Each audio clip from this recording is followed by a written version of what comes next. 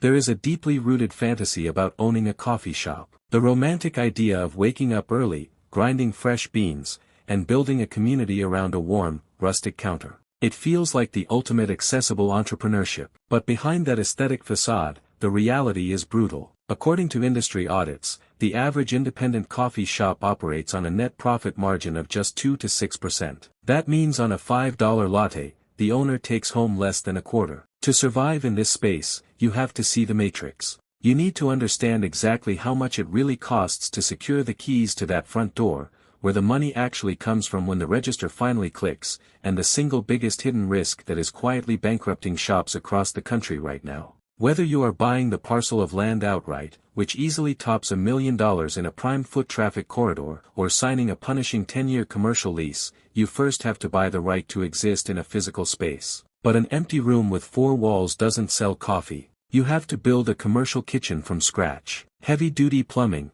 3-phase electrical, commercial ventilation, and floor drains. Construction for a modest 1,200 square foot shop routinely runs between $150,000 and $300,000. That is the price of a small house in the American Midwest, completely stripped down to bare concrete and exposed studs. Then comes the heavy machinery. The espresso machine is the heart of the operation, and it does not pulse with cheap life. A reliable, multi-group commercial espresso machine will strip $20,000 to $35,000 straight out of your bank account. Add in industrial grinders, blast chillers, water filtration systems, and a point-of-sale network, and your equipment tab easily eclipses $60,000. Surprisingly, many new owners lease this gear through third-party financing companies. This means they are paying aggressive interest rates on a rapidly depreciating asset before they have even poured their first cup. Navigating the local bureaucracy is the next hurdle. Health department permits, food handler licenses, signage approvals, and specialized grease trap certifications can drain another $5,000 to $10,000. But the real financial trap is working capital. Banks won't just hand you the cash for the build-out. They want to see you have enough liquid reserves to survive the first 6 months of bleeding money while you desperately try to build a customer base. That means locking up another $80,000 to $100,000 in a business checking account.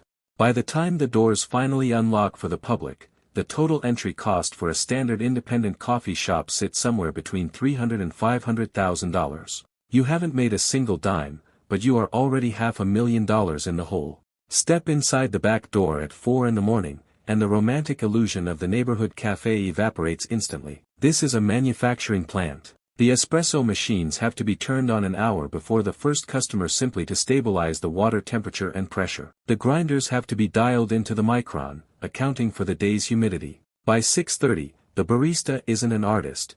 They are a machinist calibrating a highly sensitive piece of industrial equipment, meticulously staging dozens of identical cups and lids like a surgeon preparing an operating tray. When the doors unlock at 7, the environment violently shifts from a quiet lab into a high-pressure assembly line. The person at the register acts as an air traffic controller, reading the queue, predicting orders, and shouting modifiers before the customer even finishes speaking. The barista on the machine has to execute a sequence of physical movements in under 45 seconds to produce a drink. In this business, friction is the enemy. If a barista hesitates for just 15 seconds per order, the bottleneck compounds instantly, the line spills out the door, and those paying customers simply get back in their cars and drive away. Then, at 10:30, the factory shuts down. The rush ends, and the shop enters the lull. This is the part of the business outsiders never see, and it is where most independent shops slowly bleed to death. The owner has to walk the floor and count the dead inventory. Milk that has sat out too long, pastries that didn't sell, and coffee beans that are now past their peak freshness have to be thrown in the trash. Those cozy armchairs in the front window, they are essentially a waiting room designed to keep you comfortable while the real business happens in the back. The shops that survive treat the afternoon like a staging ground for the next morning's rush. The ones that fail treat it like a coffee break. If you look strictly at a cup of black drip coffee, the economics seem like a license to print money. The raw beans inside that $3 cup cost the owner roughly 11 cents. But the coffee is a mirage. Once you factor in the paper cup, the cardboard sleeve, the lid, the stirrer, and the 30 seconds of labor required to pour it and hand it over, that $3 drink yields one of the thinnest margins in the shop. Black coffee does not keep the lights on. It is merely a cheap traffic driver designed to get bodies through the door during the morning commute. The real mathematical pivot happens when a customer upgrades to an espresso-based drink. By forcing hot water through finely ground beans at 9 atmospheres of pressure, you create a concentrated base that allows you to sell water and air at a massive premium. A $5 latte is mostly steamed milk, syrup, and foam. Milk is surprisingly expensive. A standard shop can easily spend over $1,000 a month just on dairy, but the perceived value of that latte allows the owner to mark the drink up by over 500%. It is a vastly superior margin compared to the drip coffee, but it still requires highly skilled labor to execute consistently. But if you really want to know where the money lives, look away from the espresso machine entirely and look at the glass case by the register. The coffee isn't the business. The display case is. Most independent shops do not bake their own pastries. They buy frozen, pre-formed dough from wholesale bakery commissaries for around $1.50. They throw it in a convection oven, slide it onto a piece of parchment paper, and sell it for $4 or $5. That is a 70% gross margin on a product that requires absolutely zero specialized barista skill to prepare. The caffeine is just the lure. The flour and butter are the trap. Payroll is the guillotine. It slices off 35 to 40% of your gross revenue before you even blink. You need a minimum of 3 to 4 bodies on the floor just to survive a morning rush, and in a competitive labor market, paying $15 to $20 an hour plus tips is entirely non-negotiable. But the true silent killer is the debt service. Remember that $300,000 to $500,000 it took to open the doors. The monthly loan payments on that capital don't care if it's raining, if your best barista quit, or if a sudden road closure diverts traffic away from your block. It is a relentless, fixed anchor dragging down the bottom line every single day of the year. Then there is the physical appetite of the shop itself. Commercial espresso machines, dishwashers, and industrial refrigerators run on heavy-duty electrical phases and consume staggering amounts of water. A single high-volume shop can easily rack up $1,000 utility bill in the dead of winter just to keep the water hot and the space warm. And these machines are highly temperamental. Grinder burrs dull after a few hundred pounds of coffee. Pump seals fail without warning. When a $3,000 refrigeration compressor burns out on a Friday afternoon, you aren't just paying for the emergency repair. You are throwing hundreds of dollars of spoiled milk and perishable inventory directly into the dumpster.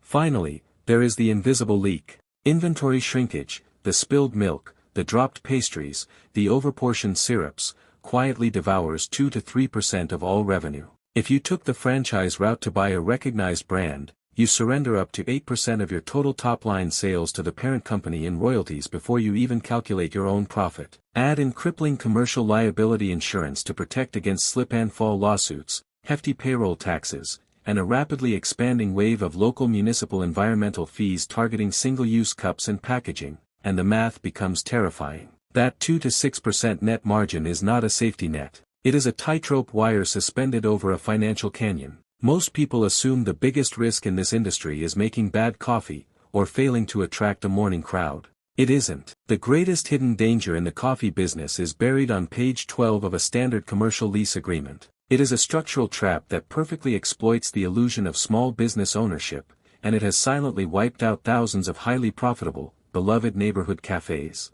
When you sign a typical 5 or 10-year commercial lease, you are not just renting square footage. You are agreeing to completely fund the appreciation of someone else's real estate asset. You spend $300,000 of your own capital turning a dark, useless concrete shell into a vibrant, revenue-generating machine.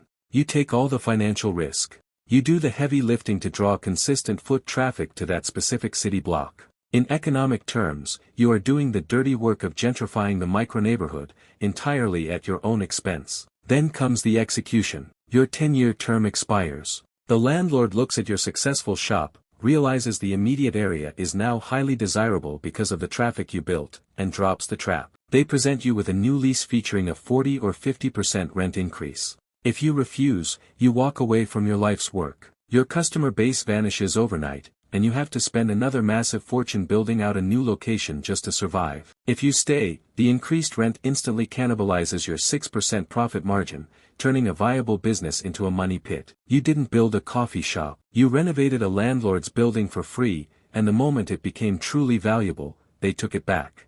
$500,000 invested. Thousands of hours of grueling, repetitive physical labor. All to capture a mere 25 cents of profit from a tired commuter before the sun even comes up. It is a staggering amount of human effort extracted for almost no financial reward, unless you happen to own the dirt underneath the building. The cafe doesn't sell coffee. It sells a predictable, daily human habit to a commercial landlord. The espresso machine doesn't manufacture drinks. It manufactures rent. You decide.